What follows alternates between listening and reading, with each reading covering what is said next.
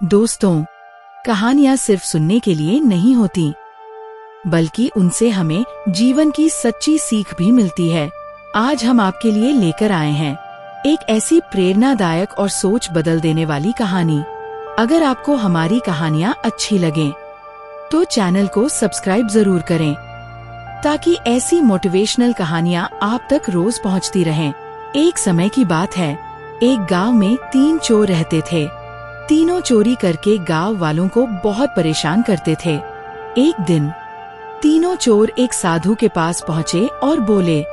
पहला चोर लोभी आवाज में, बाबा, हमें अमीर बनना है, कोई ऐसा मंत्र बताइए कि हमें खजाना मिल जाए।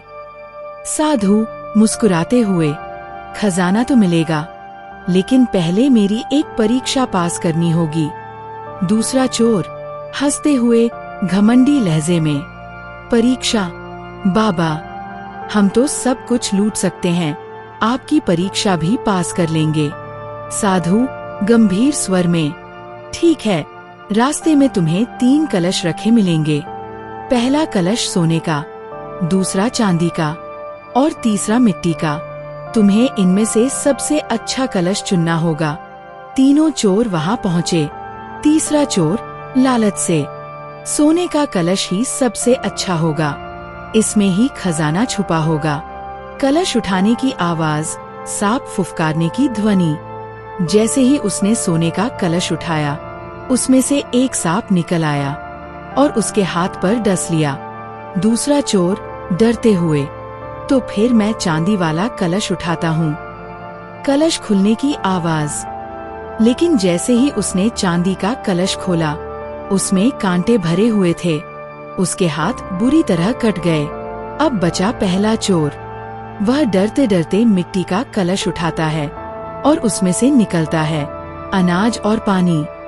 पहला चोर हैरानी से, इसमें तो सिर्फ खाने पीने की चीजें हैं, खजाना कहाँ है? साधु धीमे गंभीर स्वर में, बेटा, असली खजाना सोना चांदी नहीं, बल्कि अनाज और पानी है।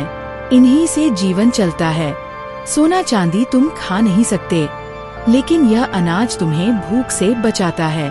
साधु की बातें सुनकर तीनों चोर शर्मिंदा हो गए और उन्होंने प्रतिज्ञा की कि वे अब कभी चोरी नहीं करेंगे।